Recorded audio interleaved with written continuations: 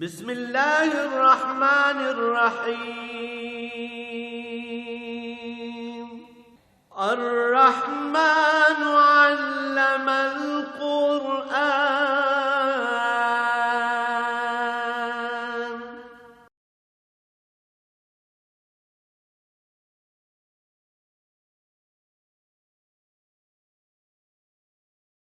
الحمد للہ رب العالمین والصلاة والسلام علی حبیبہ محمد وآلہ وصحبہ اجمعین.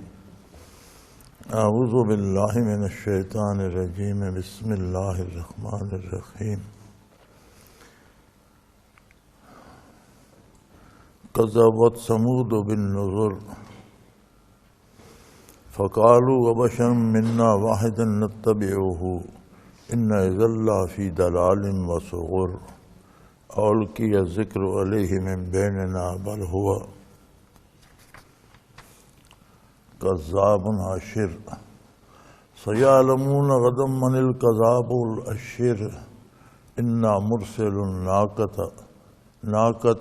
فتنة لهم وارتقبهم واصطبر ونبئهم ان الماء قسمة بینهم كل شرب محتضر ونادوا صاحبهم فتعاطى فعقر فكان عذابي ونذر. اللهم سبحانك لا علم لنا الا ما علمتنا انك انت العليم الحكيم. مولاي صل وسلم دائما ابدا على حبيبك خير الخلق كلهم.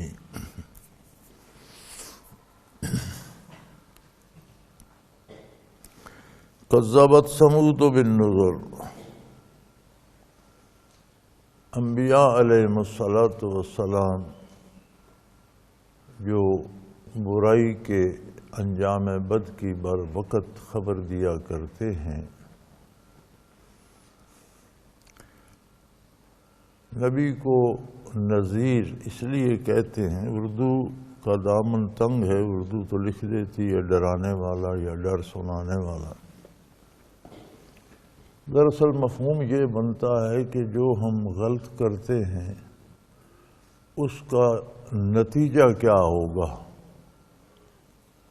اس کا جو برا نتیجہ آنے والا ہے اس سے بر وقت مطلع کرنے والا. ہم دیکھتے ہیں کہ طب ظاہری میں بھی ایک حکیم طبیب یا ڈاکٹر ہمیں بتاتا ہے کہ یہ چیز کھاؤ گے تو فلاں بیماری ہو جائے گی، اس کا خطرہ ہے. یہ انذار ہوتا ہے کہ کسی غلطی کے برے نتیجے سے بر وقت اطلاع کر دی جائے، اس کے واقع ہونے سے پہلے بتایا جائے کہ یہ یہاں خطرہ ہے. تو انبیاء کو نذیر، خود نبی علیہ السلام کو بھی قرآن نے نذیر بشیرم و نذیرہ، بشارت دینے والے اور ڈر سنانے والے.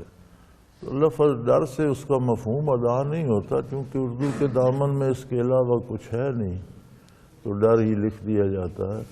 مراد یہ ہوتی ہے کہ جو ہم غلط کرتے ہیں اس کا انجام کار نتیجہ کیا ہوگا اس کی اطلاع بہت پہلے دے دینا.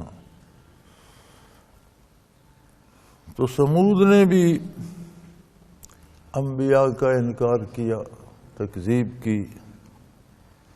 فقالوا ابشر منا واحدا نتبعه، کہ ہم جیسا بظاہر تو ہم ہی جیسا انسان ہے، ہماری طرح لباس پہنتا ہے، کھاتا پیتا ہے، چلتا پھرتا ہے، سوتا جاگتا ہے، یعنی ان امور میں جیسے ہم ہیں ویسا وہ ہے. بشر منا، ہم جیسا ایک آدمی ہے، واحدن، اور اکیلا ہے، کوئی اس کے ساتھ جمعیت بھی نہیں ہے. لوگوں کی عادت ہوتی ہے کہ اپنے میں جیسا آدمی ہو لیکن چلو مالی طور پر وہ لوگوں سے زیادہ آسودہ حال ہو، یا جسمانی طور پر بڑا طاقتور ہو، یا کوئی نہ کوئی اس میں ایسا وصف ہو کہ وہ سمجھیں کہ وہ یہ ہم سے بہتر ہے، یا پھر اس کے ساتھ کوئی جمعیت ہو. جیسے ہمارے سیاسی لیڈروں کے ساتھ لوگ دیکھتے ہیں کہ اس کے ساتھ بڑے لوگ ہیں، میں بھی اس میں شامل ہو جاؤں، مجھے بھی کچھ مل جائے گا۔ تو کہنے لگے نہ تو ان میں کوئی ایسی انوکھی بات ہے، نہ یہ کوئی مالدار ہیں، نہ یہ کوئی خاص بات رکھتے ہیں، اکیلا بندہ ہے، کوئی جمعیت بھی اس کے ساتھ نہیں، تو ہم اس کے پیچھے کیوں لگے؟ ان اذا اللہ فی ضلال و سعر۔ اگر ہم ایک ایسے آدمی کی بات مانیں تو یہ تو پاگل پن ہے، دیوانگی ہوگی اور گمراہی ہوگی، غلطی ہوگی، غلط کام ہوگا اور پاگل پن ہوگا۔ اولقی الذکر علیہ من بیننا، ہم سارے بھی یہیں تھے، اسی گاؤں میں، اسی شہر میں، اسی علاقے میں، اسی قوم کے افراد ہیں، تو ہم سب کو چھوڑ کر اس پر وہی نازل ہو گئی، ہم پر کیوں نہیں ہوئی؟ ہمیں کیوں نہیں سنائی دی؟ ہم بھی ان کے ساتھ رہتے ہیں، انہی کے پاس بیٹھتے اٹھتے ہیں، یہ کہتے ہیں مجھ پر وہی آ گئی، ہمیں تو کوئی سمجھ نہیں آتی، ہم تو نہیں سنتے۔ بل هو کذاب اشر، یہ اچھا آدمی نہیں ہے، وہ خراب آدمی ہے، جھوٹ بول رہا ہے۔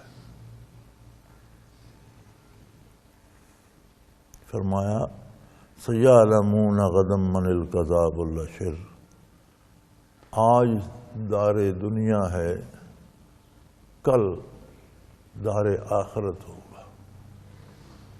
آج فرصت ہے، نیکی اور بدی کی رہنمائی کر دی گئی ہے، کون کس راستے پہ چلتا ہے، یہ جب آج ختم ہوگا، دنیاوی زندگی ختم ہوگی، تو کل انہیں سمجھ سیعلمون غدا، کل انہیں پتہ چل جائے گا کہ کون جھوٹا ہے اور کون برا ہے، کون غلطی پر تھا، سمجھ آ جائے گی۔ انا مرسل الناقۃ فتنۃ لہم، ہم ان کے مطالبے پر اونٹنی تو پیدا کر رہے ہیں، لیکن وہ ان کے لیے آزمائش کا سبب بن جائے گی، امتحان بن جائے گی۔ یہ مطالبہ کرتے ہیں، قوم نے مطالبہ کیا کہ ایک بہت بڑی چٹان ہے، اس میں سے اونٹنی نکلے، پھر اونٹنی گابھن ہو اور وہ بچہ بھی دے، تب ہم مانیں گے۔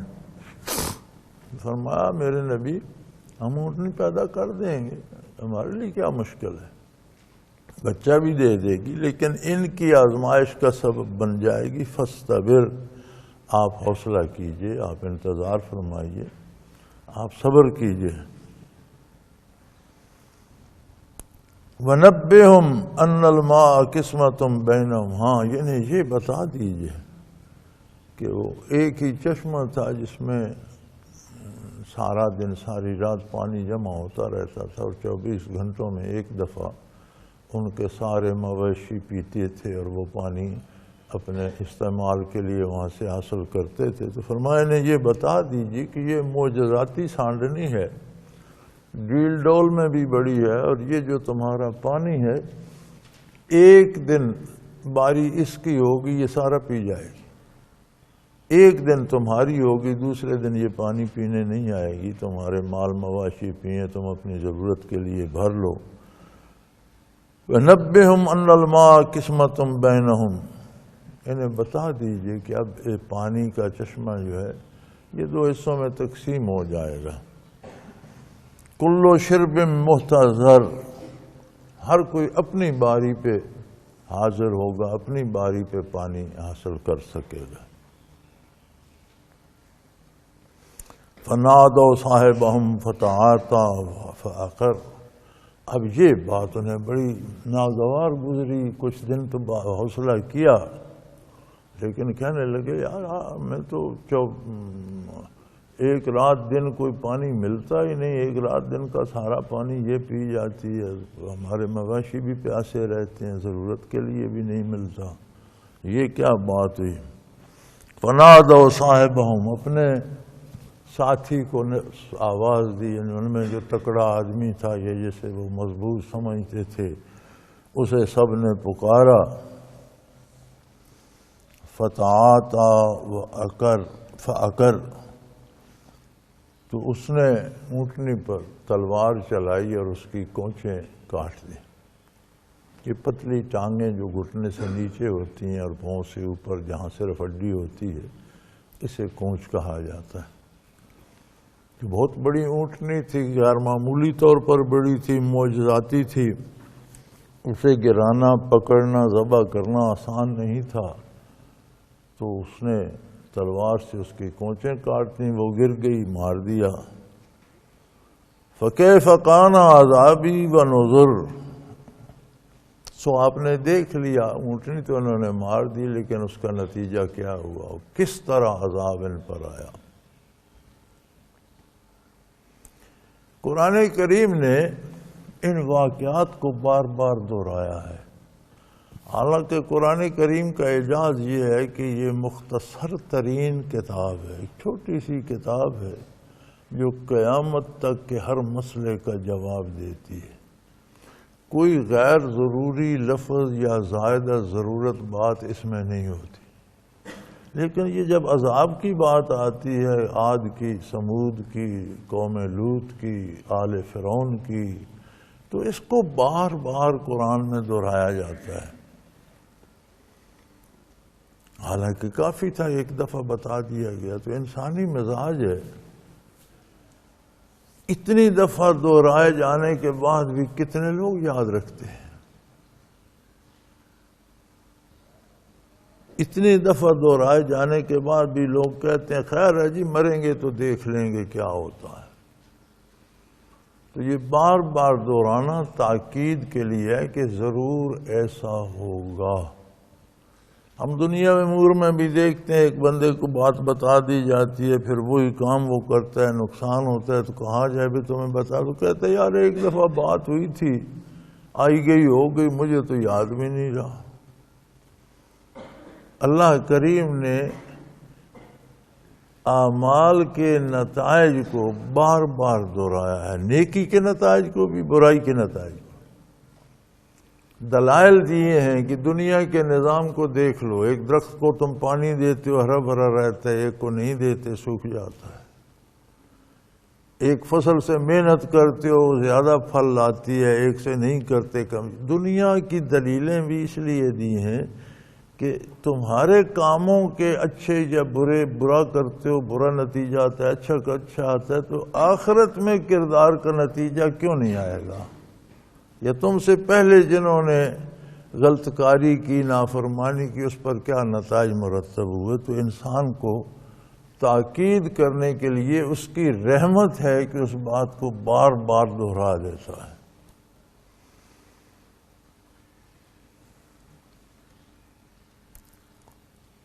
انہیں صالح علیہ السلام نے بتا دیا تھا کہ تم نے اونٹنی تو قتل کر دی، لیکن اب تمہارے پاس 3 دن ہیں، تمہارے چہرے کے رنگ بدلتے رہیں گے۔ اب مجھے ترتیب یاد نہیں کہ ایک دن زرد ہو جائے گا، سرخ ہو جائے گا، تیسرے دن سیاہ ہو جائے گا، چوتھے دن تم تباہ ہو جاؤ۔ تو صالح علیہ السلام کو تو حکم ہوا، اور جو ان کے متبعین تھے، ایماندار لوگ تھے، انہیں لے کر وہ نکل گئے۔ لوگوں نے مذاق اڑایا کہ دیکھیں کیا ہوتا ہے۔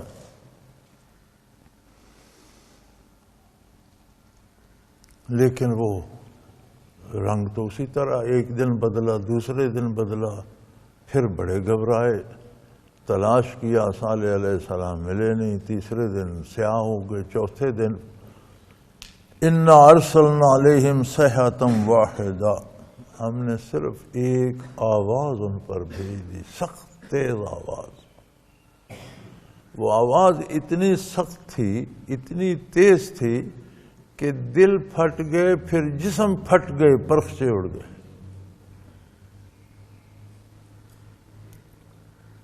اتنی تیز آواز تھی کہ زمین لرزتی تھی، مکان گر گئے، دل پھٹ گئے، مر گئے، مرے ہوئوں کے وجودوں کے بھی پرخچے اڑ گئے، اتنی تیز آواز تھی اور اتنی لغزش تھی اس میں۔ مکان گر گئے، شہر تباہ ہو گئے، وجود اجڑ گئے۔ فَكَانُوا كَحَشِيمِ الْمُحْتَضَرِ، لوگ ایسے ہو گئے جیسے زمیندار فصل کو باڑ دیتا ہے نا، تو جب وہ پرانی ہو جاتی ہے اور وہ سوکھ جاتے ہیں کانٹے، پھر وہ کس طرح ٹوٹ پھوٹ کر گرے پڑے ہوتے ہیں۔ تو جس طرح پرانی باڑ خشک ہو کر ٹوٹ پھوٹ کر گری پڑی ہوتی ہے، اس طرح ان کے گھر، ان کے شہر، ان کے وجود پرانی باڑ کی طرح گر کر ٹکڑے ٹکڑے ہو گئے۔ وَلَقَدْ يَسَّرْنَا الْقُرْآنَ لِلذِّكْرِ فَهَلْ مِن مُدَّكِرٍ۔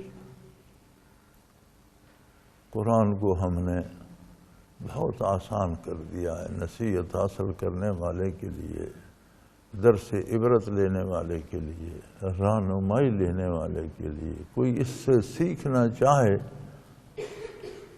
تو یہ دنیا کی اعلیٰ ترین کتاب ہے، اور جتنی بڑی کتاب ہوتی ہے، جتنے اس کے موضوعات بڑے ہوتے ہیں، اتنی وہ مشکل ہوتی ہے۔ یہ واحد کتاب ہے جو مثل ہے، بے مثال ہے، کوئی اس کی ثانی کتاب نہیں ہے، نہ کوئی اس کی مثال پیش کر سکتا ہے۔ اس کا ایک جملہ، ایک آیت جیسی کوئی ایک جملہ لکھ کر پیش نہیں۔ اس کے باوجود اگر کوئی نصیحت حاصل کرنا چاہے تو ہم نے آسان کر دیا، اسے سمجھ آ جاتی۔ جو سمجھنا نہ چاہے وہ الگ بات ہے۔ فَهَلْ مِن مُدَّكِرٍ، ہے کوئی جو نصیحت حاصل کرے؟ قرآن کریم نے سارا زور اس بات پر دیا ہے کہ اپنی عقل، اپنے شعور، اپنے تجربات، اپنی خواہشات سے فیصلے نہ کرو۔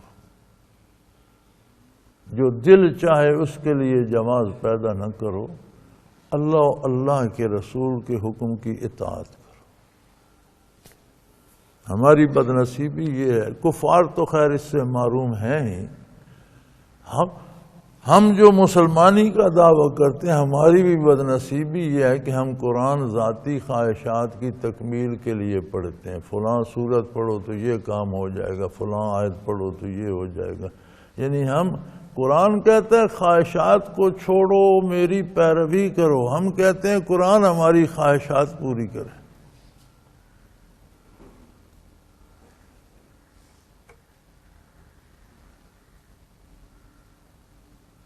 کذبت قوم لوط بالنذر، اسی طرح لوط علیہ السلام کی قوم نے بھی اپنے نبی کی باتوں کو پر اعتبار نہیں کیا، بلکہ ان کا انکار کر دیا۔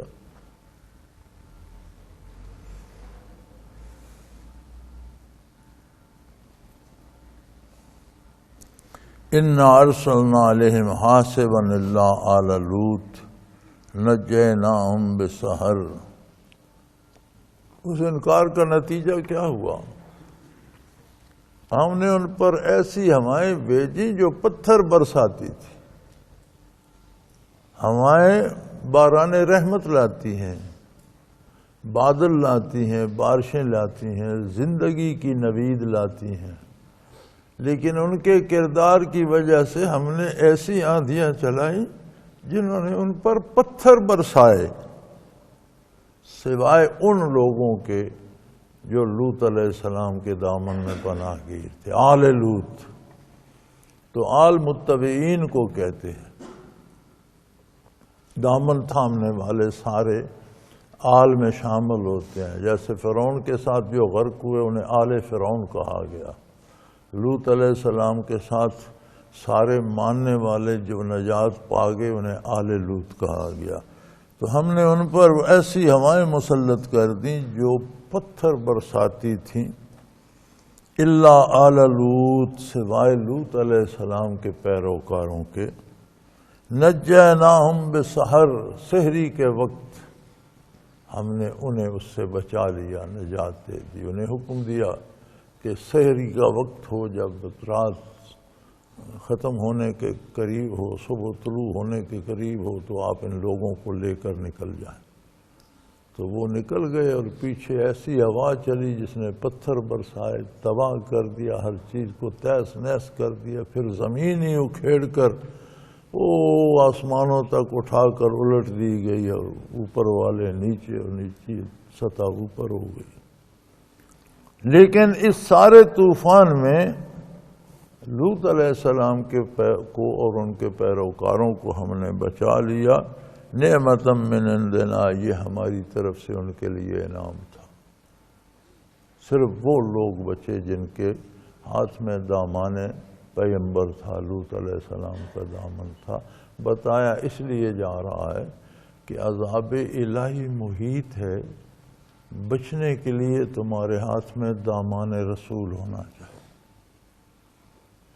جس کے ہاتھ میں اللہ کے نبی کا دامن ہے وہ محفوظ رہے گا، نہ اسے کوئی تکلیف ہوگی، نہ دکھ ہوگا، نہ پریشانی ہوگی۔ کذالک نجزی من شکر، جو شکر کرتے ہیں، جو اطاعت کرتے ہیں، جو ہماری نعمتوں پر ہمارا احسان مانتے ہیں، ان کو ہم ایسے ہی انعامات دیتے ہیں۔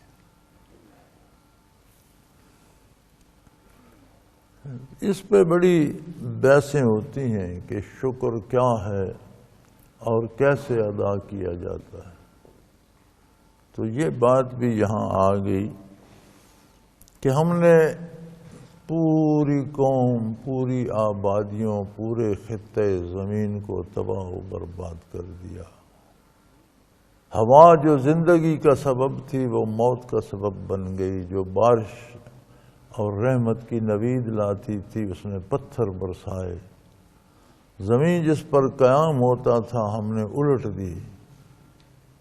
لیکن وہ لوگ جو لوط علیہ السلام کا دامن تھامے ہوئے تھے انہیں ہم نے بچا لیا، ان پر انعام کیا، اور ہم ایسا ہی انعام دیتے ہیں اس بندے کو جو شکر ادا کرے۔ تو شکر کے معنی کی تعیین یہاں قرآن نے بھی کر دی کہ شکر کیا ہے؟ اللہ کے نبی کے دامن کو تھام لینا، اللہ کے نبی کے بتائے ہوئے رستے پر چلنا، اللہ کے رسول کی اطاعت کا نام شکر۔ تو شکر خلوص دل سے اطاعت کا نام ہے۔ وَلَقَدْ أَنذَرَهُمْ بَطْشَتَنَا فَتَمَارَوْا بِالنُّذُرِ، لوط علیہ السلام نے تو انہیں ہماری گرفت سے بڑا ڈرایا، بر وقت ڈرایا کہ یہ جو کچھ تم کر رہے ہو اس کا نتیجہ بہت خراب، زہر کھا رہے ہو مرو گے، مت کھاؤ، یہ کام جو کر رہے ہو یہ زہر ہے، نہیں بچ سکو گے۔ فَتَمَارَوْا بِالنُّذُرِ، لیکن انہوں نے تو ان کی باتوں میں شک کیا کہ یہ اپنی چودراہ کے لیے کہہ رہے ہیں کہ اپنے باپ دادا کی رسمیں چھوڑ دو، میرے پیچھے لگ جاؤ، ہم ان کی بات مان لیں گے تو یہ چودھری بن جائیں گے، یہ بڑے بن جائیں گے، لیڈر بن جائیں گے، ہم پیروکار ہو جائیں گے، یہ بھی کوئی بات ہے؟ وَلَقَدْ رَاوَدُوهُ عَنْ ضَيْفِهِ، بلکہ جب ان کے پاس ہم نے کچھ فرشتوں کو نوعمر لڑکوں کی شکل میں، نوجوانوں کی شکل میں بھیجا، عذاب واقع ہونے سے پہلے وہ فرشتے جن کا ذکر گزر چکا ابراہیم علیہ السلام کے پاس آئے اور پھر وہ لوط علیہ السلام کے پاس پہنچے، تو وہ نوعمر لڑکوں کی، نوجوانوں کی شکل میں وہاں پہنچے، تو وہ وَقَدْ رَاوَدُوهُ عَنْ ضَيْفِهِ، تو وہ ان کی قوم جھپٹ پڑی کہ لڑکے یہ ہمارے حوالے کر دو، ہم پکڑ لیں گے، اور جب وہ انہیں پکڑنے کو دوڑے تو ہم نے ان کی بینائی چھین لی، آنکھیں مسخ کر دی، ایسے اندھے کیا گویا ان کے چہرے پر آنکھ تھی ہی نہیں۔ فَطَمَسْنَا أَعْيُنَهُمْ، ہم نے ان کی آنکھیں مسخ کر دی، پھر بھی نہیں سمجھے، اس وقت بھی توبہ کر لیتے۔ کتنی بڑی دلیل تھی کہ وہ ان فرشتوں کو پکڑنے کے لیے دوڑے، تو اللہ نے ایسے کہ جتنے بندے اس طرف دوڑے تھے جن کی لوط علیہ السلام کے ساتھ بات ہوئی، قرآن کریم میں دوسری جگہ بھی مذکور ہے، وہ روکتے رہے تو باز نہ آئے، تو اللہ کے نہیں فرماتے ہیں ہم نے ان کی آنکھیں مسخ کر دیں، یہ نہیں کہا بینائی چھین لی، مسخ کر دی، مٹا دی، آنکھیں ایسی ہو گئیں گویا چہرے پر آنکھ تھی ہی نہیں، مسخ کر دی۔ لیکن پھر بھی نہیں باز آئے تو پھر فرمایا فذوقوا عذابی ونذر، اب ہمارے عذاب کا مزہ چکھو، اب تمہیں پتہ چل جائے گا کہ اللہ کے نبی جو ڈراتا تھا وہ بات تو سچ تھی۔ وَلَقَدْ صَبَّحَهُمْ بُكْرَةً عَذَابٌ مُسْتَقِرٌ، صبح لوگ تازہ دم ہو کر اٹھتے ہیں، دن بھر کے تھکے ہارے رات کو ٹوٹے ہوئے جسم لے کر بستر پہ پڑ رہتے ہیں، صبح تازہ دم ہو کر نئی زندگی لے کر نیا جذبہ لے کر بندہ اٹھتا ہے، تو ان کی وہ صبح بجائے تازہ دم ہو کر اٹھنے کے اللہ کے عذاب کی نظر ہو گئی۔ وَلَقَدْ صَبَّحَهُمْ بُكْرَةً، عین سویرے، صبح سویرے جب فجر طلوع ہو رہی تھی ان پر عذاب مسلط ہو گیا، عذاب مستقر، ایسا عذاب ان پر آ پہنچا جسے پھر ٹالا نہیں، جس کا کوئی علاج نہیں تھا، جو آنے کے بعد ٹل نہیں سکتا تھا، کوئی طریقہ نہیں تھا کہ اس سے بچا جائے۔ فذوقوا عذابی ونذر، لو اگر تم باز نہیں آتے تھے تو اب عذاب کا مزہ چکھو، اور آج دیکھو کہ نبی کی صداقت کے کیا معنی ہوتے ہیں۔ انہوں نے بر وقت تمہیں متنبع کیا لیکن تم باز نہیں آئے۔ وَلَقَدْ يَسَّرْنَا الْقُرْآنَ لِلذِّكْرِ، یقیناً ہم نے، پکی بات ہے، تاکید سے فرمایا، یہ بڑی پکی بات ہے کہ ہم نے قرآن کو آسان کر دیا للذکر، ان لوگوں کے لیے جو خلوص دل سے اس سے رہنمائی حاصل کرنا چاہیں، ہدایت حاصل کرنا چاہیں، ان کے لیے آسان ہے، ورنہ آسان نہیں ہے۔ یہی قرآن لوگ پڑھ کر اعتراض کرتے ہیں، یہی قرآن پڑھ کر لوگ طعنے دیتے ہیں، یہ بھی لوگ کہتے ہیں یہ قرآن ہے ہی غلط، صحابہ نے کچھ کا کچھ بنا دیا، اصل کچھ تھا کچھ اور بنا دیا، کوئی کہتا ہے کچھ بکری کھا گئی، کچھ ضائع ہو گیا، یہ ساری باتیں وہی لوگ کرتے ہیں جن کے سامنے قرآن ہے، انہیں کیوں سمجھ نہیں آتی۔ فرمایا یہ ایسی کتاب ہے کہ دنیا کی واحد کتاب ہے جس کی کوئی ثانی کتاب نہیں ہے، جس جیسی کوئی کتاب نہیں ہے، اور جتنی بڑی کتاب ہوتی ہے اتنی مشکل ہوتی ہے۔ کسی ایک مضمون کی بھی کتاب جو بہت بڑی ہوتی ہے بہت مشکل ہوتی ہے، اساتذہ سے جا کر سمجھنی پڑتی ہے، سیکھنی پڑتی ہے، لیکن یہ جتنی بڑی کتاب ہے اتنی آسان ہے صرف ان لوگوں کے لیے للذکر جو نصیحت حاصل کرنا چاہتے ہیں، جو خلوص دل سے اسے پڑھتے ہیں کہ مجھے نصیحت حاصل، ان کے لیے ہم نے آسان کر دی ہے۔ فہل میں مدکر ہے کوئی جو اس سے نصیحت حاصل کرے، یعنی موقع ہے اب قرآن کریم سے نصیحت حاصل۔ یہ وظیفوں کی کتاب نہیں ہے، یہ کتاب ہدایت ہے، یہ زندگی کی کتاب ہے، بکلٹ ہے انسانی حیات کے لیے۔ اسے اس نظر سے پڑھو اور جو پڑھو اس سے سیکھو کیا کرنا ہے، کس انداز سے کرنا ہے، عقیدہ کیا ہونا چاہیے، عمل کیا ہونا چاہیے۔ اگر تم خلوص سے یہ چاہو گے تو قرآن آسان ہے، تمہاری سمجھ میں آتا رہے گا، نہیں چاہو گے تو قرآن بھی تم سے بات نہیں کرے گا۔ وآخر دعوانا ان الحمدللہ رب العالمین۔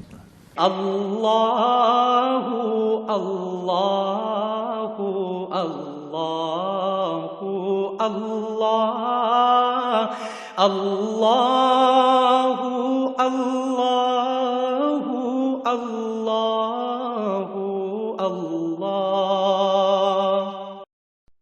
حضرت امیر محمد اکرم آوان مد ظلہ العالی دارالعرفان منارہ ضلع چکوال میں سالہ سال سے قرآن و حدیث کے اوپر خطابات کر رہے ہیں اور سلسلہ نقشبندیہ اویسیہ کے مطابق لوگوں کو ذکر الہی کی تربیت دے رہے ہیں۔ وہ قرآن پاک کی تفسیر ترتیب وار بیان کر رہے ہیں۔ تفسیر قرآن کو وہ موجودہ ملکی اور بین الاقوامی حالات کے مطابق بیان کرتے ہیں۔ موٹر وے سے کلر کہار کے انٹرچینج سے نکلتے ہوئے، کلر کہار کی جھیل سے ہوتے ہوئے، میانی، بوچھال اور نور پور سے گزرتے ہوئے دارالعرفان منارہ پہنچ سکتے ہیں۔ حضرت امیر محمد اکرم آوان نے بچیوں اور بچوں کی دینی اور دنیاوی تعلیم کے لیے سقارہ اکیڈمی کے نام سے ایک درسگاہ بھی قائم کی ہے، جس کا افتتاح ملک پاکستان کے صدر جنرل محمد ضیاء الحق نے اپنے دست مبارک سے کیا تھا۔ وہ تمام احباب جو اسلام کی طلب رکھتے ہیں، ان سے گزارش ہے کہ دارالعرفان منارہ ضلع چکوال میں امیر محمد اکرم آوان صاحب کے خطابات سے مستفید ہوں۔ وہ ہر جمعے کو نماز سے پہلے بیان فرماتے ہیں۔ ہر ماہ کی پہلی اتوار کو ماہانہ اجتماع ہوتا ہے، جس میں آپ خصوصی خطاب فرماتے ہیں اور پاکستان کے چاروں صوبوں سے احباب اس اجتماع میں شرکت کرتے ہیں۔ اس کے علاوہ یہاں سال میں 2 مرکزی اجتماعات بھی ہوتے ہیں، ایک رمضان المبارک میں اعتکاف کا اجتماع اور دوسرا جولائی اور اگست میں 40 دن کا اجتماع ہوتا ہے، جس میں روحانی تربیت کی جاتی ہے۔ اپنا خون سیماب دے کر اتنا ہم کر جائیں گے، نام آقا کا چمن میں پھر رقم کر جائیں گے۔